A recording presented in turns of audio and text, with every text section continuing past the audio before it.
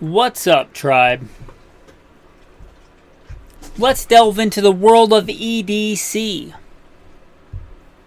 Now, if you don't know, there's Gunfighter Life and Alpha Male Podcast. Many people probably listen to both. Some may listen to one or the other. This is one of those that cross-pollinates, and I'm not going to apologize for that. As such, I'm going to put this out on both. However, I'm going to do a little addendum and talk a little bit more about the gun side of things in the Gunfighter Life episode, but the bulk of it will be the same if you don't want to listen to it twice, just so you know.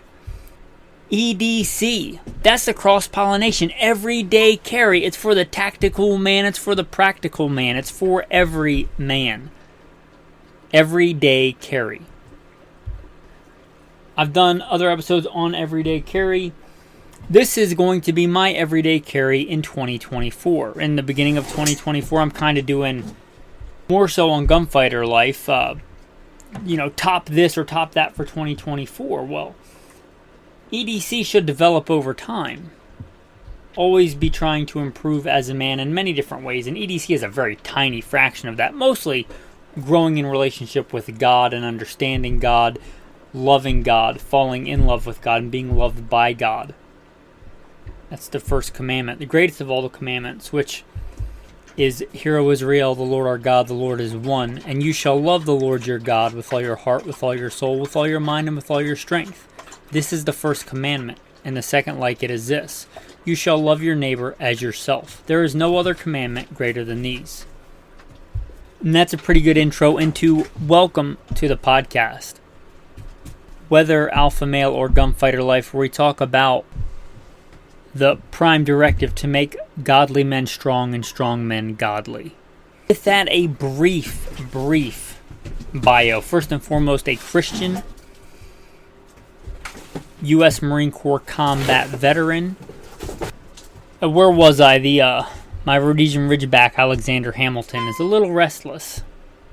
Hunting season is, my hunting license expired on the 31st, and I haven't renewed it yet. And I think he's a little restless. He likes the mental stimulation. I just took him on a run, but he likes the mental stimulation of hunting. Anyway, where was I?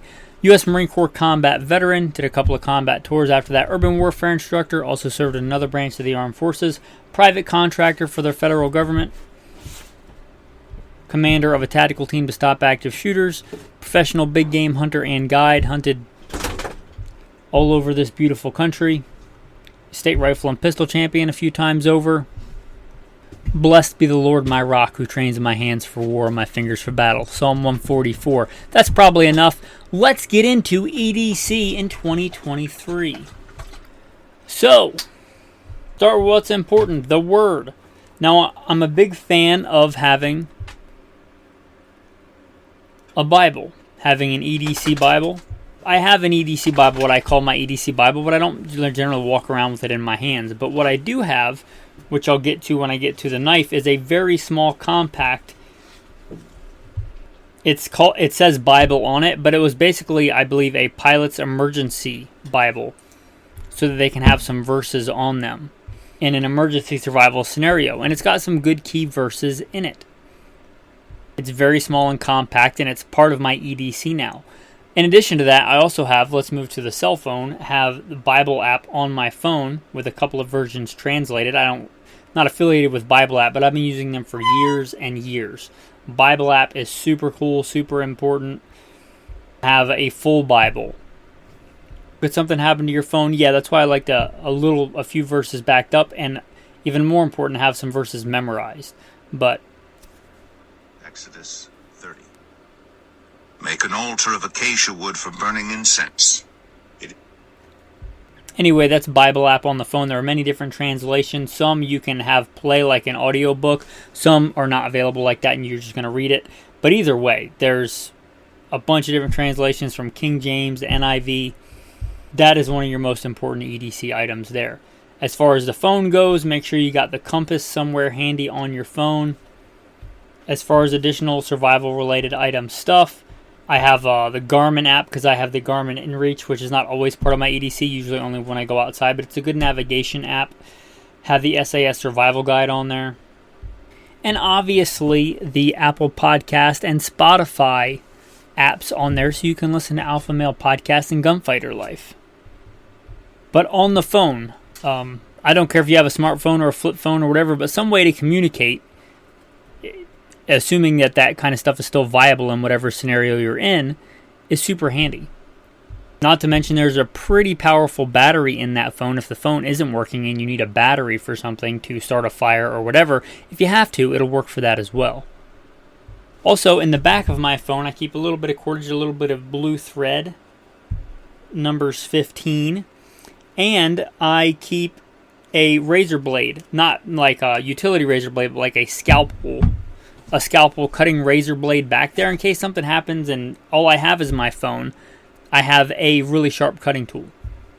It's sterile because it's sealed up in like the surgical packing, which is really thin. And if I need to cut something out of myself and I want a sterile blade, I may not want to use my E.D.C knife, right? That I've been using to open stuff and cut stuff and, gut deer and skin deer. That's probably not the knife I want to dig something out of my flesh with. So having a nice sterile sharp blade and some redundancy, even if I lose my knife or whatever, I still have a blade, a really sharp surgical blade. Alright, just going around here, let's do counterclockwise just because. Recently switched my E.D.C flashlight. Why? Because I lost my other one on a hunt, and I forget which hunt I was doing. Oh, I was trying to track down a mountain lion in the snow, and I don't know how many miles covered, I don't know how much elevation. I thought I would catch up to that mountain lion, but he out-cardioed me that day. I did not realize that male mountain lions, when I looked it up, have a 100-mile range, 100 square mile range. That's impressive. So he won that time. Anyway, I went from a smaller Streamlight micro stream to the larger one. Actually, when I ordered it, I thought it was the same size as my old one. My old one was a little bit smaller and thinner. It was a good E.D.C light. This one was twice as bright, and I thought, oh, the technology has improved. I'm going to get the brighter one. Well, the technology may have improved, but it's a bigger light. It's a little bigger than I like, to be honest. I kind of like my older one. This one hasn't really gotten in the way so far. It's much more powerful. I think it's almost twice as bright, but it's the USB micro stream.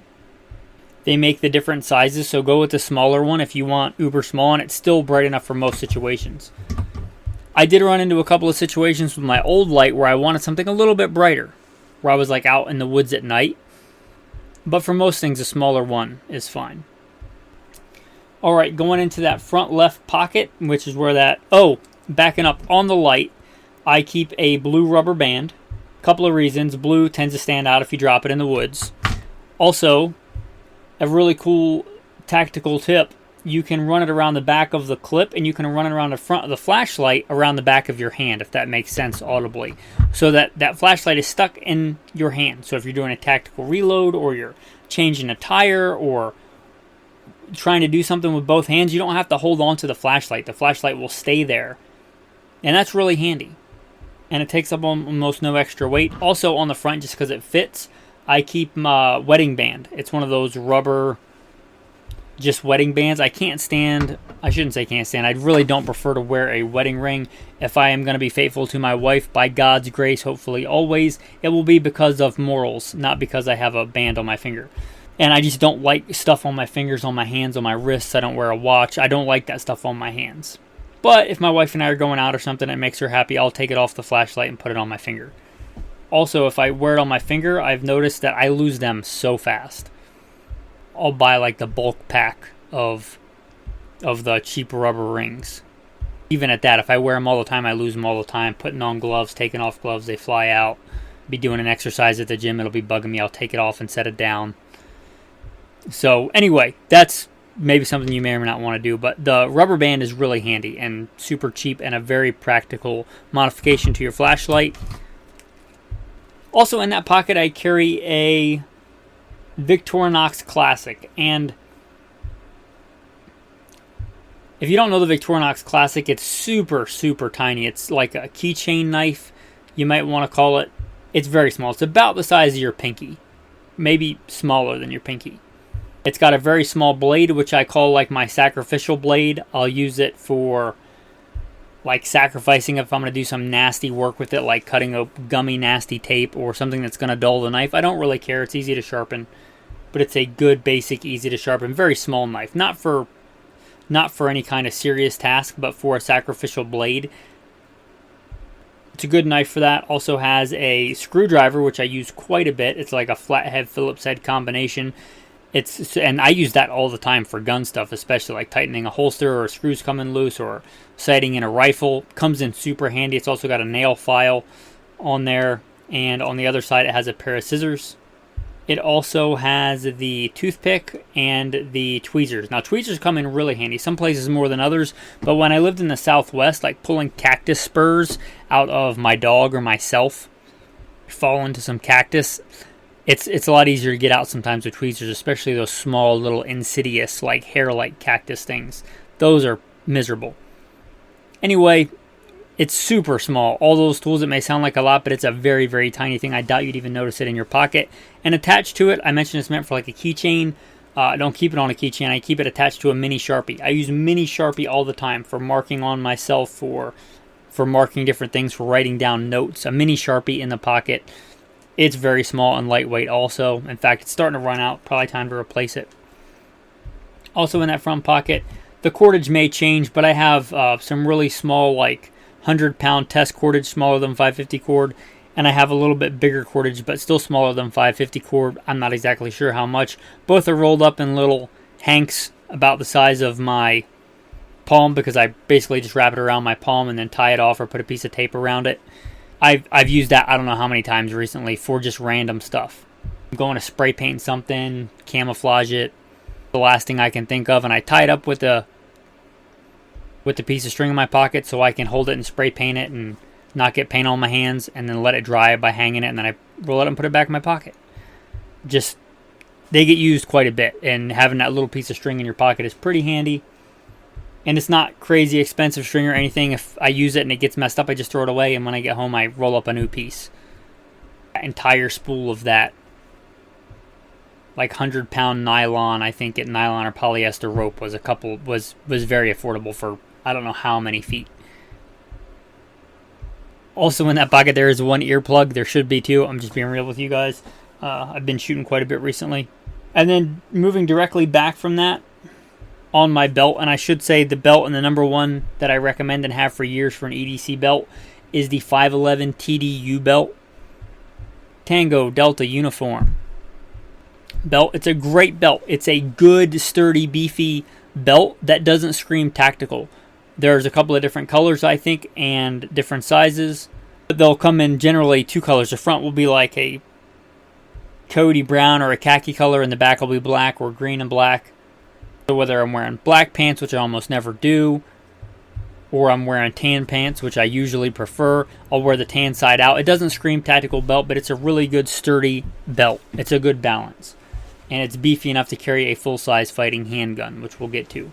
Anyway, moving back just behind that pocket, IDPA style, I rock a spare magazine pouch. I couldn't tell you what kind this is. Bought it at a gun show. But any good, decent magazine pouch that carries that magazine, if that's how you want to carry it. I've got a spare magazine for, it's a spare 17 round, it's a spare 15 round magazine. It may be 17, it says 20, but I replaced the base plate. I didn't like the big fat extended base plate on my spare mag for this gun, so I changed it to a rubber bumpered one. But it's a spare full-size magazine for my full-size fighting handgun. I'll get into more of the gun nerdy stuff and add that into the Gunfighter Life episode. But a decent magazine pouch. Probably talk more about different magazine pouches for the Gunfighter Life edition. Alright, going back into the wallet.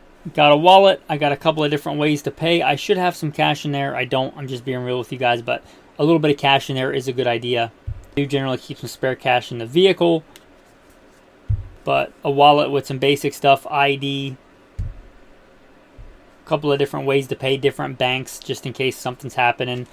Probably in modern times, if you travel at all, you've probably had your card shut down because they say it's suspicious activity, which can, at the minor inconvenience if you have more than one way to pay. But if you're stuck somewhere trying to get gas, and again, you don't have cash, and your bank, you can't get a hold of them to get your card turned back on, and you need gas, like, have two different ways from two different banks. A little bit of redundancy there. Also, on my wallet, I have my phone number written on my wallet. So if somebody honest finds my wallet, they can return it to me. Also, it's in like a wax canvas wallet as well. I would recommend the wallet because it's a good one, but I don't think they make it anymore. And on there I wrote God provides, because he certainly does. And then let's go around to the other pocket. The other pocket, I carry a tourniquet. I carry a SWAT T. And part of the update for 2024, for a long time I carried a rat tourniquet. Now, I know that a cat tourniquet is the best tourniquet for a tourniquet. I understand that. However, I don't, unless I'm in like battle dress uniform, I don't carry a cat tourniquet as E.D.C. I'd rather have maybe a less awesome tourniquet, but that's still a really good tourniquet that I will carry all the time. For years, I carried 2 spare magazine pouches on my support side. Behind my go-to actual reload, I would carry a rat tourniquet. I switched to the SWAT T for a couple of reasons. One, I just wanted to try it, to be honest. 2, it's a lot more multifunctional. Meaning, if you know what you're doing, you can use it as a bandage, you can make a slingshot out of it. You could use it to bind stuff together. You could strip it into smaller pieces and use it to make shelter. You could do all kinds of stuff with it. It's basically like a big, giant exercise band. So it's more multifunctional. I could use it as another bandage. I could use it as a pressure dressing with the right other materials if I needed to. So it's more multifunctional. And then also, it's about the size of a lot of the old school wallets, so it fits in my other back pocket. It fits in a pocket. If I'm downgrading my E.D.C. and I just want to throw some stuff in my pockets, a pocket gun, a pocket reload, that can go in my pocket, and I don't have to wear a bunch of stuff on my belt if I'm not wearing an overshirt. So that moving to the SWAT T, it's not as intuitive to use. I would say it's probably less intuitive to use than a cat, certainly, and even than a rat tourniquet. So it has some advantages. It's good for animals. It's good for very small children and things like that. So it has advantages and disadvantages. I'm not saying it's a better tourniquet than a cat tourniquet, but I'm saying I will carry it on me. And for months and months, for a long time now, it's been in my pocket. All right, so let's get to what many people will be their favorite, the knife, because this has changed. Now I mentioned a couple of other small blades. This is has been since Alaska, go-to E.D.C. knife. Not that it's always this, but it's been mostly this for a while. And this is a Tops Tracker number 3. You may have heard me talk about the Tops Tracker. It's a very unconventional knife. When I got my first one, I thought, it's kind of crazy looking. I'm going to get it. Maybe it's a gimmick. I started carrying it for not bushcrafty type stuff, but I carried it as a small fixed blade for tactical stuff when I was the commander of a tactical team. That one was a little bit small for wilderness type work. When I was living in Alaska, my Tops Tracker, which I tried the year previous, was a little bit big. Just the original one. That's like a halfway between a short sword and a knife. It's a beefy beast. The Tracker number 3 is a really good balance. It's good enough for a really good usable field fixed blade knife. It's big, it's beefy. It's got a good handle. It's got a full grip. It's got finger grooves, which are not my favorite, but they're not crazy finger grooves. I can live with them. But the Tops Tracker number 3, for me, currently, is a good size. It's a very good size fixed blade knife that I can E.D.C. every day. So I carry a full-size fighting handgun on the other side. It's about the same as far as being able to conceal, and I usually just throw on an overshirt, or in the wintertime, like a puffy vest, because it's winter in northern Idaho, so nobody bats an eye at a puffy vest, or a flannel shirt. Or even in summertime, just like a loose-fitting button-up shirt that you throw over. Even when I lived in Arizona, nobody turns an eye to that. Especially if you know about living in the desert, you usually want like a loose-fitting, light-colored long-sleeve shirt. And so, anyway, it's a Tops Tracker number 3. It's a very unconventional design. If you're not familiar, it's got like the front half of the knife looks like a conventional drop-point blade knife. And then you get like a cutaway version in the middle, which gives you like a really good cutting notch, kind of like a gut hook, but not really. I'm not actually a big fan of gut hooks, but I'm a big fan of this for doing some different work on different materials. You basically get like 2 or 3 different knife profiles in one, and the back of it has a saw, and it's not just like one of those gimmicky saws. Like, it's actually a decent saw. It's not as good as a purpose-built saw, but it works as a saw. It also works really well for notching stuff. If you need to cut a notch into something, a piece of wood, for whatever you're doing, building something, it works really good for notching. It wouldn't be great to like try and cut down a tree with it, but it would be good for notching wood. This one, I think, I don't know if they all do, but it comes with my Micarta handle. I cut some extra grooves in there with a file just to make it even more grippy. More tactile, that's probably a better word, right? More tactile. A little tip on the back of it, I made a small lanyard with some cord so you can wrap your pinky in the back of it and you can choke back on the knife. Sometimes you want to choke up on a knife if you want more control. If I'm hacking with this thing like a machete, it's pretty big when you do this for that reason. It's not as good as a purpose-built machete, but it's a lot better than most knives because it's got that weight forward balance and it really can chop. Anyway, if you've got that lanyard on the back, you can choke back on it and put the end of the handle right near the end of your hand, and it makes it like a much longer knife.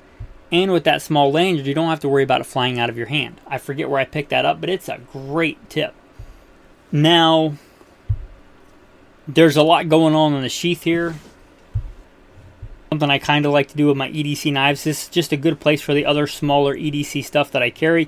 Anyway, the knife comes in a good Kydex sheath, and it comes for scout carry with 2 clips on it.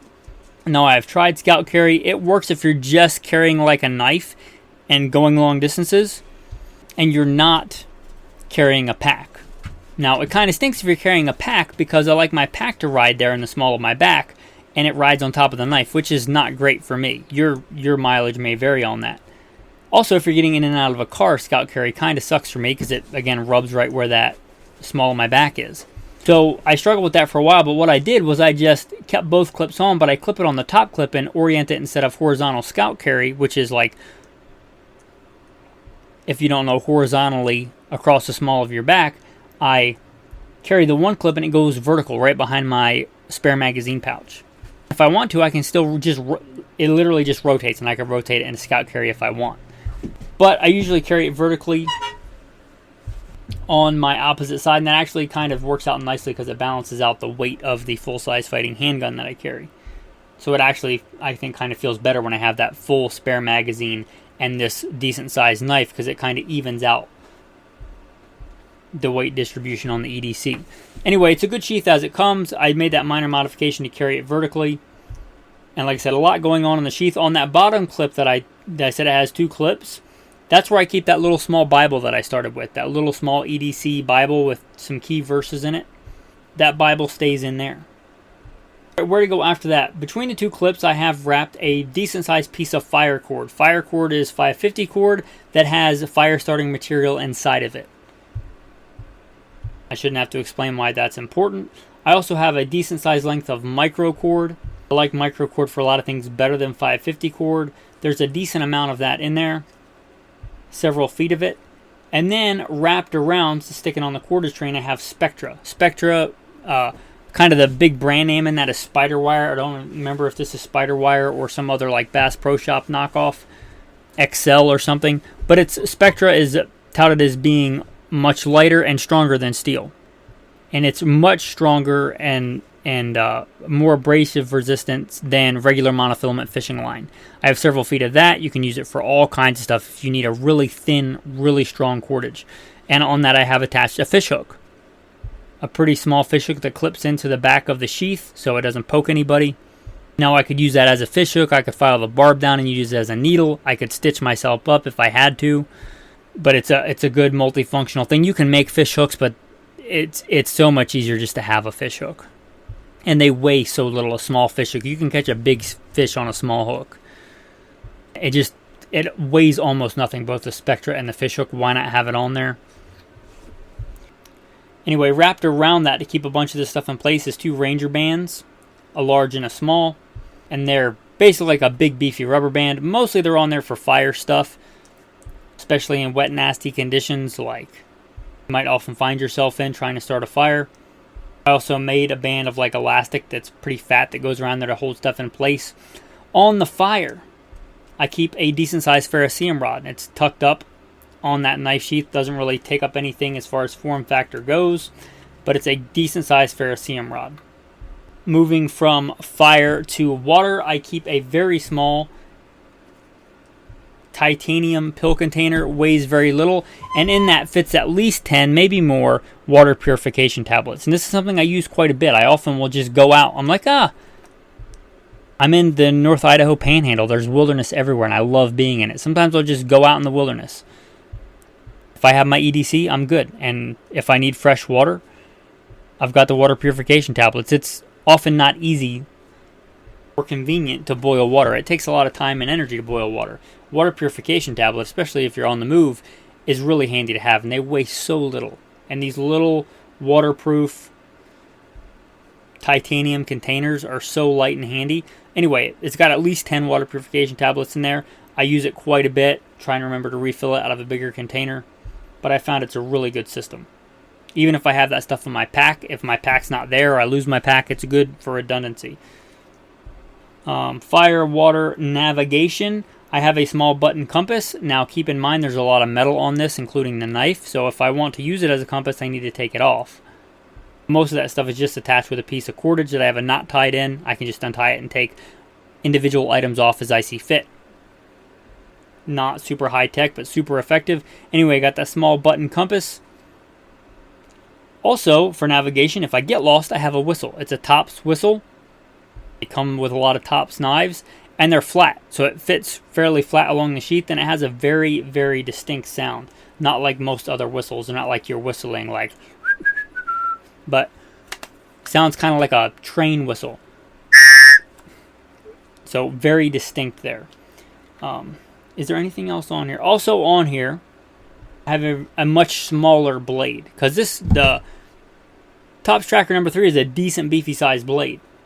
If I want a small but still stiff blade, because sometimes it's easier to do work with a very small blade, I have a Doug Ritter, and it's super, super tiny. It's like maybe an inch blade. It's very small, very lightweight, but still very stiff. I think it might have been designed for like a really small keychain or neck knife, but it fits flat on there, doesn't really take up any extra space, and weighs very little. And this whole setup doesn't weigh a whole lot. Anyway, that's just the E.D.C kind of knife setup that I have. Let me clip that back on. And then let's get to what you guys may have been waiting for. The E.D.C gun. The E.D.C gun is a Sig Sauer P226 single action only Legion in 357 Sig originally, but I had it rechambered for 9mm. Just got a screaming deal on it. I wanted it at 9mm. It came in 357 Sig. Not that I don't like 357 Sig, I do, and I have hunted with it in 357 Sig successfully. But for most things and for E.D.C, it's generally rolling around in 9mm, so don't want to misrepresent there, like I'm usually rocking it in 357 Sig. I'm usually rocking it in 9mm. I did some custom work on the gun, on the grips. The trigger is stock and fantastic. It's got a Barstow precision barrel, again rechambered in 9mm. It's crazy accurate, crazy reliable. It's a phenomenal gun. It's got the standard flush fit magazine. I'll get into more detail on the gun in the Gunfighter to Life episode. Rocking that, and I think a Blade Tech holster. Got a tech lock, it clips on, it's really good. Works nicely with the belt. I can take it on and off without taking my belt on and off, which is really nice. Loaded with good defensive ammunition. Alright. Moving down, I don't want this to be overstated. Base layer, especially in the wintertime. It's winter now, and I'm in northern Idaho. And again, sometimes we'll just walk out in the wilderness. I usually grab a jacket or something, but a good base layer. I'm wearing a good 100% merino wool base layer. That's important. Maybe more important than all this other stuff in certain conditions. Also, I'm wearing 2 pair of socks, really tight dress socks, and big, heavy, thick alpaca wool socks. Especially since there's snow on the ground in a lot of places here. Those big, thick alpaca wool socks, I got into those when I was professionally guiding. They're really warm and really nice, and they'll work even when they're wet. But they will rub a little bit if I'm rucking or hiking or doing active stuff, so I like the thin pair of dress socks. That's kind of an old grunt infantry trick there. I want to do that if you're into rucking or want to get into rucking, keep that in mind. And this is really, really important. Think about your shoes, and you may have a lifestyle drastically different than mine. I've worked corporate management. I've had to wear 3-piece suits. you know, the fancy vest and the fancy tie and the fancy shoes. Even there, you can get shoes that appear as good fancy dress shoes, but are made by, let's say, Skechers, that you could run in. You could run for miles and miles in. Now, you can run in dress shoes. I've certainly done it. When I was a boot in LAPD, they made the boots wear dress shoes, which is not very practical, but it's kind of one of those hazing things. You can certainly run in dress shoes, even the crappy Bates hard leather dress shoes. It's not pleasant. They make dress shoes that are a lot more comfortable to run in. So you might want to consider that. Anyway, for my E.D.C shoes, I got turned on to these. Really well-made leather shoes. These are the African Ranger boots. I think Tim Green. Apparently made for South African Rangers. I heard about these. I got a pair because I needed my other pair, which I'll usually wear like trail runners, as a good go-to E.D.C shoe, which are fantastic, but not in the winter in northern Idaho. I needed something a little bit more waterproof, a little bit more, again, kind of like the belt. They're really, really good boots. I mean, made for African Rangers. They probably last a lifetime if you get them resoled, because the soles are going to come off and break and wear through. But if you get them resoled and you take care of the leather, probably last you a lifetime, or at least a lot of years. And you treat them right, they'll be waterproof, and they don't scream like tactical. They're not like a tactical boot, right? They don't scream like tactical operator boot. Pull your pants down over them, they kind of just look like a decent leather shoe, but they're in fact like a over-the-ankle boot, and they're really, really nice. They're not as light or as comfortable as trail runners, but they are really good for, like, if this is what I had in a really bad situation, I'd be like, okay. Are they great to run in? Not great. Are they great to ruck in? They're not as good as trail runners, I'll be honest, but probably better in the snow, or better in sand, or better with cactus. So in a broad category, I guess what I'm saying is don't overlook the footwear. In order for your hands to do anything, any kind of fighting, any kind of work, your feet have to get you there, right? Unless you get attacked in your bed. Don't overlook your cardio, your fitness, and your shoes. Super important, and I think often overlooked in E.D.C discussions. They'll jump straight to the tactical stuff, and they won't even mention the footwear. So, footwear is super important. Obviously, physical fitness is important, but I don't know if that's part of E.D.C. But yeah, carry your physical fitness with you, and decent practical footwear. I do carry behind the driver's seat a really tall pair of rubber boots, and my trail runners, so I can grab them if I need to change out my footwear, and if I'm somewhere far away from home with the truck, then they'll be there. That's kind of going outside the E.D.C. Anyway, I hope that you enjoyed this E.D.C development for 2024 edition. Not saying you have to do what I do or carry what I carry or do things the way that I do things, but hopefully maybe one or more of those things on there have inspired you. It's probably where I'll plug in the more tactical stuff for gunfighter life. Seems like I gave you quite a bit of tactical tips of the day today. So probably going to forego that because there was a bunch in the episode itself. But I'll pull out that little E.D.C Bible that I keep on my E.D.C knife and read you a verse from it. Thy word is a lamp unto my feet and a light unto my path. That's from Psalm 119.